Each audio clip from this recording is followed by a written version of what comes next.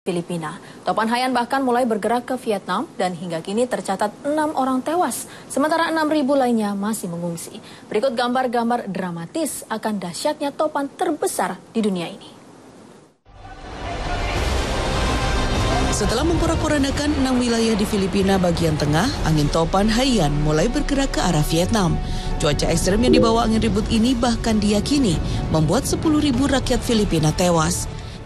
Di Vietnam, angin topan bertiup hebat di sekitar Halong Bay, salah satu lokasi wisata andalan Vietnam, serta memicu banjir dan tanah longsor di sebagian wilayah.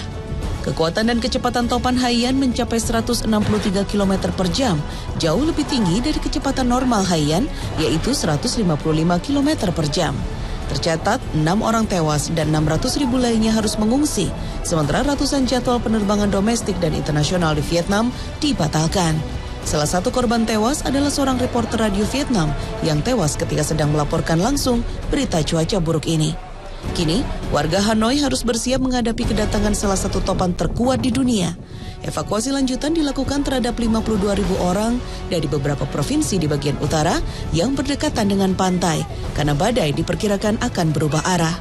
Para pakar cuaca berharap kekuatan badai Haiyan akan mulai melemah ketika memasuki wilayah Cina. Topan Haiyan telah memporak-porandakan Filipina. Lebih dari 10.000 orang meninggal dunia, sementara ratusan ribu lainnya terpaksa kehilangan tempat tinggal. Terjangan topan Haiyan ini merupakan badai paling berbahaya di muka bumi. Sebagai wilayah utara Indonesia dihimbau untuk tetap waspada akan dampak badai dahsyat ini.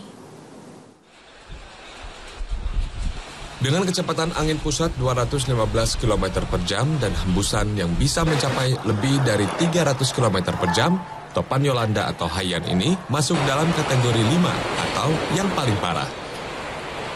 Bahkan dari pantauan berbagai media lokal Filipina dan tim bantuan PBB, dahsyatnya terjangan topan Haiyan serta efek yang ditimbulkan hampir sama dengan tsunami tahun 2004 lalu.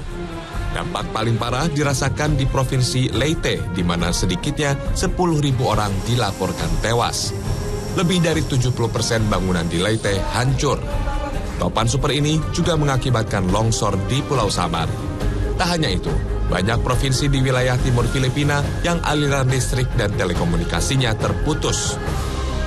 Badai Haiyan dimulai pada 4 November di atas perairan Papua Nugini, kemudian bergerak ke Filipina pada tanggal 8 hingga 9 November dengan kategori matang. Kini, badai dahsyat Haiyan memasuki wilayah Laut Timur atau Laut Cina Selatan dan telah menerjang wilayah Provinsi Quang Ninh di timur Vietnam atau sekitar 120 km di sebelah timur ibu kota Vietnam, Hanoi. Topan Haiyan akan menjadi badai terdahsyat yang menerjang Vietnam dalam 10 tahun terakhir. Ini salah satu badai yang paling terhebat, super typhoon atau super topan di wilayah Filipina. Dan dia pergerakannya itu ke arah barat, artinya meninggalkan wilayah Indonesia.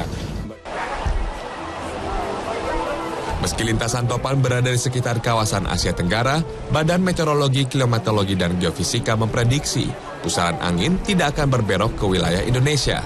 Namun, masyarakat tetap diminta untuk waspada karena sebagian wilayah Indonesia akan menerima efek tidak langsung dari topan Haiyan.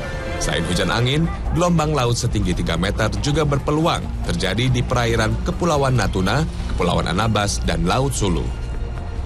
Dan diperkirakan nanti malam atau besok subuh dia sudah tidak lagi berfungsi sebagai typhoon, tapi dia sudah melemah dan tidak lagi berbentuk typhoon.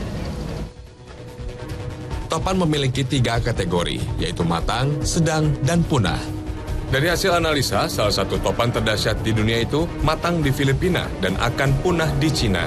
Sementara ini, topan Haiyan sudah menjauhi wilayah Indonesia. Andarani Sahara, Zita Libriani, Jakarta. Kita beralih ke informasi lain.